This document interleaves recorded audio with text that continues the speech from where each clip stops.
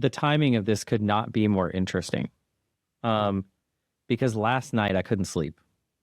So I read a bunch of transcripts of a series of ongoing lawsuits. The specific details are irrelevant, but it's very pertinent to my industry. It's a law firm that does the work that I do, or did the work that I do, and they went under.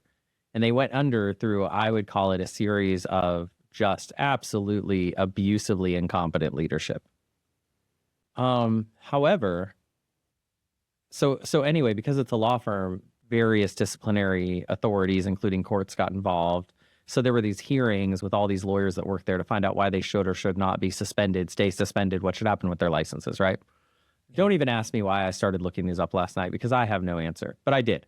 And one of the things that came back over and over and over is, oh, we just believed the leaders that everything was okay and nothing was wrong.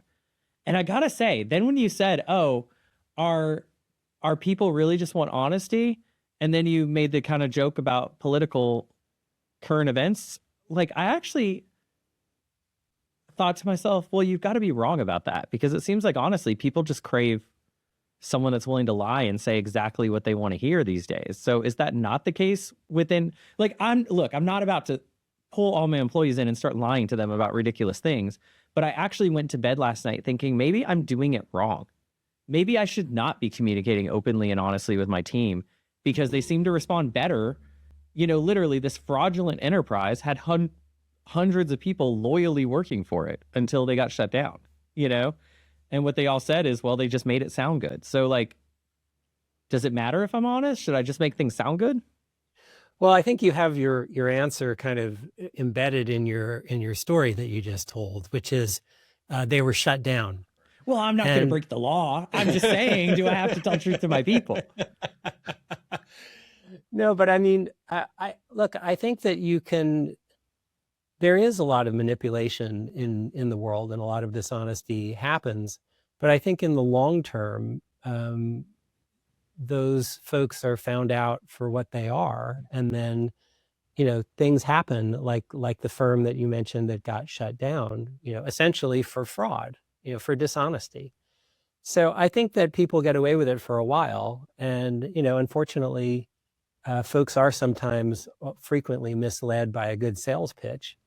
But usually in a company, these are very long-term relationships, and there eventually comes a time where there's a price to pay in terms of trust when a leader is dishonest, and eventually they're found out.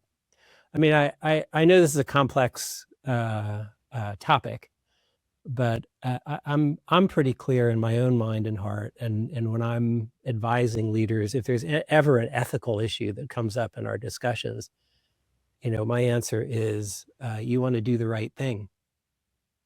It's the best thing in the long term. You'll have more engaged employees. You'll have the kind of employees that you want to have. So I've landed pretty squarely in that space.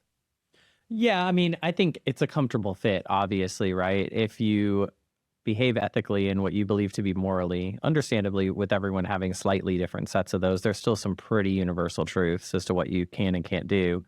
Yeah. If you do that and you make your leadership decisions that way and you communicate that way, I mean, it's going to be hard to say you were wrong. Maybe you could make some improvements in terms of the way you communicate or how you communicate, but you're not going to be fundamentally at odds with like what we expect, right?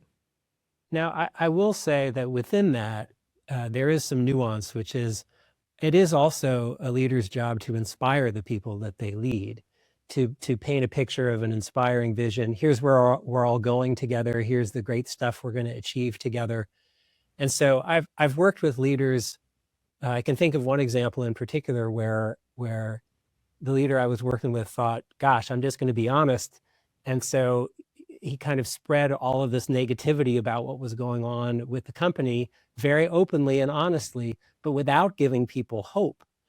And I really do think you need to do both. I mean, it's good to be candid, but you also need to combine that with, you know, if you've got bad news to deliver, you need to combine it, give people a ladder to climb out, you know, climb up out of that with, you know, here's where we are now. It's not great, but, you know, I'm hopeful for the future for these reasons.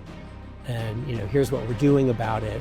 I think that's also part of leadership. It's not, you can't just leave people in a painful truth.